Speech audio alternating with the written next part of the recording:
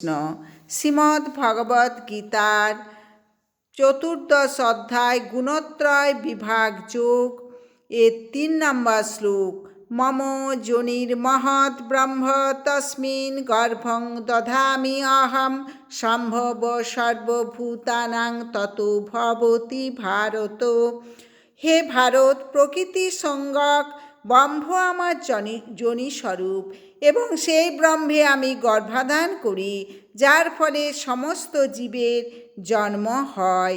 এই মহৎ তত্ত্বকে ব্রহ্ম বলে বর্ণনা করা হয়েছে। পরম পুরুষ সেই ব্রহ্মের গর্ভে জীবাত্মা সমূহকে সঞ্চারিত করেন। মাটি, জল, অগ্নি, বায়ু আদি 24টি উপাদানের সব কয়টি হচ্ছে মহৎ ব্রহ্ম নামক জড়া প্রকৃতি।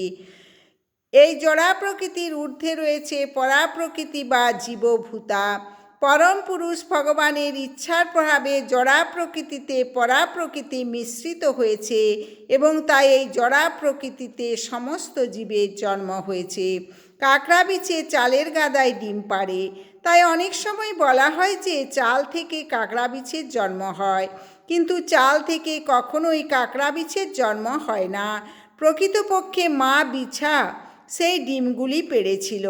তেমনি জড়া প্রকৃতি জীবের জন্মের কারণ নয়। পরম পুরুষ ভগবান বীজ প্রদান করেন এবং আপাত দৃষ্টিতে মনে হয় যেন জড়া প্রকৃতি থেকে সমস্ত জীব উদ্ভূত হলো।